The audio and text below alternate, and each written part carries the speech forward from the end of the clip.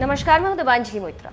पाकिस्तान में हिंदू अल्पसंख्यकों की क्या हालत है ये किसी से छुपी नहीं, लेकिन इसके बावजूद पाकिस्तान के लिए कई मैच खेल चुके हिंदू क्रिकेटर दानिश कनेरिया अपनी जान की परवाह किए बगैर पाकिस्तान में ही रहकर खुलेआम जय श्री राम का नारा बुलंद कर रहे हैं।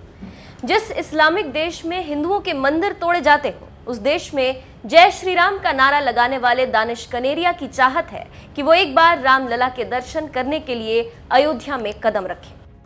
भगवान राम के दिखाए रास्ते पर चलने में यकीन करने वाले दानिश कनेरिया ने रामनगरी अयोध्या के बारे में कहा कि हमारे लिए ये धार्मिक स्थान है और अगर मुझे मौका मिलता है तो मैं अयोध्या आना जरूर पसंद करूंगा। मैं निष्ठावान हिंदू हूँ और हमेशा भगवान राम के दिखाए रास्ते पर चलने की कोशिश करता हूँ। पाकिस्तानी खिलाड़ी दानिश कनेरिया के इस ट्वीट की भारत में लोग जमकर तारीफ कर रहे हैं। एक ट्विटर यूजर ने लिखा, बहुत बड़ा दिल और हिम्मत चाहिए पाकिस्तान में रहकर किसी हिंदू के लिए ऐसा कहने के लिए। लेकिन दानिश कनेरिया ने ऐसा कहकर उन सेक्युलर क्रिकेटरों और बॉलीवुड के वैचारिक जिहादियों को करारा जवाब दिया जो हिंदू होकर भी हिंदू त्योहारों पर 2 शब्द ट्वीट तक नहीं कर सकते। एक और ट्विटर यूजर ने लिखा, स्वागत है भाई, दम है भाई आप में, लेकिन थोड़ा सतर्क रहिए। आप ऐसे मुल्क में हैं जहां के लोग गैर इस्लामिक व्यक्ति को काफिर मानते हैं। भगवान राम आपकी रक्षा करें। विकास सिंह नाम के ट्विटर यूजर ने लिखा, दानिश जी आप राम भक्त हैं और राम भक्त किसी के बुलाने का इंतजार नहीं करते। जब भी आपका मन हो चले आइए। और आप तो वाघा और अटारी बॉर्डर कहीं से भी निकल सकते हैं, आपको न कोई इधर रोकेगा न उधर। एक ट्विटर यूजर ने तो उन्हें भारत में आकर बसने का न्योता देते हुए कहा कि अरे भाई भारत में ही सेटल हो जाओ ना, खुश रहोगे यहां आकर। पाकिस्तान में रहने वाले दानिश कनेरिया ने इससे पहले भूमि पूजन के मौके पर भी गर्व से जय श्री राम बोलकर कहा था कि आज का दिन ऐतिहासिक है और भगवान राम हमारे आदर्श हैं। उन्होंने तो पाकिस्तानी कट्टरपंथियों को भी इशारों ही इशारों में संदेश दे दिया था कि किसी को भी हमारे धार्मिक विश्वासों से कोई समस्या नहीं होनी चाहिए। बता दें, दानिश कनेरिया पिछले साल दिसंबर में अचानक चर्चा में आए थे जब पाकिस्तान के पूर्व तेज गेंदबाज शोएब अख्तर ने दावा किया था कि कुछ पाकिस्तानी क्रिकेटर्स कनेरिया के साथ खाना खाने से भी हिचकते थे क्योंकि वो हिंदू हैं। हालांकि बाद में अख्तर ने साफ किया था कि कनेरिया के संबंध में दिए गए उनके बयान को गलत तरीके से पेश किया गया। लेकिन खुद दानिश कनेरिया भी कह चुके हैं कि उन्हें कई बार हिंदू होने का खामियाजा भुगतना पड़ा है। पाकिस्तान समेत अफगानिस्तान और बांग्लादेश में भी हिंदुओं की हालत अच्छी नहीं है।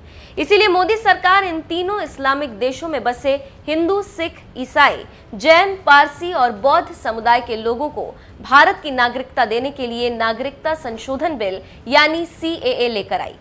इन देशों में अल्पसंख्यकों की क्या हालत है, ये गृह मंत्री अमित शाह के संसद में दिए इस बयान से आप समझ सकते हैं। 1947 में पाकिस्तान के अंदर अल्पसंख्यकों की आबादी 23%। जरा ध्यान से सुनो दादा, ध्यान से सुनो। पाकिस्तान में अल्पसंख्यकों की आबादी 1947 में 23% थी और 2011 में 23% से कम होकर 3.7% हो गई। मान्यवर बांग्लादेश में 47 में बांग्लादेश के अंदर अल्पसंख्यकों की आबादी 22% थी और 2011 में वो कम होकर 7.8% हो गई। मान्यवर कहां गए लोग, कहां गए? या तो उनका धर्म परिवर्तन हो गया, या तो भारत में आए, या तो मार दिए गए, या तो प्रताड़ित कर भगा दिए गए। मैं पूछना चाहता हूं, जो लोग विरोध करते हैं, ये माइनॉरिटी का, ये अल्पसंख्यक जो हिंदू, सिख, बौद्ध, ईसाई, जैन, पारसी है, क्रिश्चियन है, इनका दोष क्या है? क्या दोष है उनका? उनको इस प्रकार से छीन कर दिया गया। हम चाहते हैं मान्यवर कि उनका अस्तित्व बना रहे और सम्मान के साथ दुनिया के पर्दे। मान्यवर इनको बिठा दीजिए, इनको बिठा दीजिए। और मान्यवर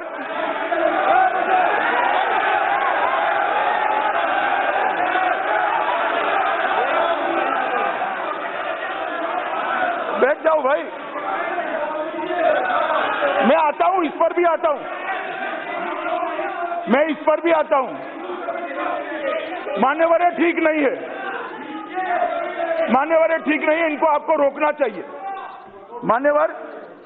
और आप लोग, पूरी दुनिया देख रही है, भारत के संविधान को कोई कह रहा है कि हिंदू राष्ट्र बनने जा रहा है, भारत का संविधान पक्षपात कर रहा है। मैं आज आपको बताना चाहता हूं भारत में क्या हुआ मान्यवर। भारत के अंदर 1951 में 84% हिंदू था और 2011 में वो 84% से घटकर 79% हुआ। यहां पर आबादी नहीं बढ़ी है, वहां पर आबादी बढ़ी है। और मुस्लिम 1951, सुन लो भाई, 1951 में मुस्लिम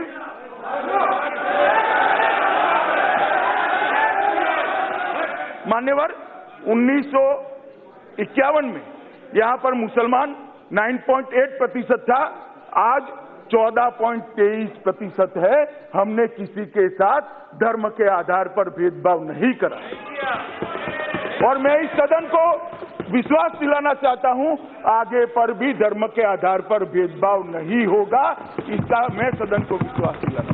परंतु धर्म के आधार पर अगर पड़ोस के देश के अंदर धर्म के आधार पर वहीं की अल्पसंख्यकों के साथ अत्याचार हो रहा है, प्रताड़ना हो रही है, तो भारत मुख दर्शक बनकर रह नहीं सकता।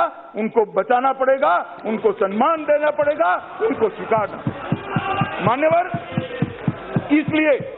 इसलिए अब मैं फिर से आर्टिकल 14 पर आता हूं। आर्टिकल 14 में कहा गया है कि समानता का अधिकार संसद को कानून बनाने से, समानता का अधिकार जिसमें न हो ऐसे कानून संसद नहीं बना सकती। मैं मानता हूं, मगर ये कोई क्लास के लिए नहीं हुआ है, कोई एक धर्म के लिए नहीं हुआ है, कोई एक धर्म के लिए नहीं हुआ, एक क्लास के लिए हुआ है, माइनॉरिटी के लिए हुआ है। हिंदू, सिख, बौद्ध, जैन, पारसी, क्रिश्चियन, ये सारी माइनॉरिटी के लिए हुआ है। अगर इसमें से सिर्फ पारसियों के लिए करते तो आर्टिकल 14 जरूर आड़े आता मान्यवर। अगर सिर्फ बौद्धों के लिए करते आर्टिकल 14 जरूर सामने रास्ते में आता। सिर्फ हिंदुओं के लिए करते तो भी आर्टिकल 14 जरूर इसका वायोलेशन होता। सिर्फ सिखों के लिए करते तो भी आर्टिकल 14 का जरूर वायोलेशन होगा। मगर एक प्रताड़ित क्लास के लिए, प्रताड़ित माइनॉरिटी के प्रोटेक्शन के लिए अगर कानून करते हैं तो आर्टिकल 14 कहीं पर। और मान्यवर, कई सारे ऐसे कानून हैं, ये सारे विद्वान लोग बैठे हैं, मुझे जवाब दे। अगर आर्टिकल 14 के आधार पर ऐसे कानून नहीं बन सकते हैं तो माइनॉरिटी एजुकेशन इंस्टीट्यूशन के लिए कैसे कानून बना है अभी? तो ये बात में तो बैठ जाइए, मैं बताता हूं, बैठ जाइए, बैठे। ओवैसी जी, एक मिनट बैठिए ना। तो वो आर्टिकल 14 को वायोलेट नहीं करती है? क्यों नहीं करता है? वो भी करेगा मान्यवर।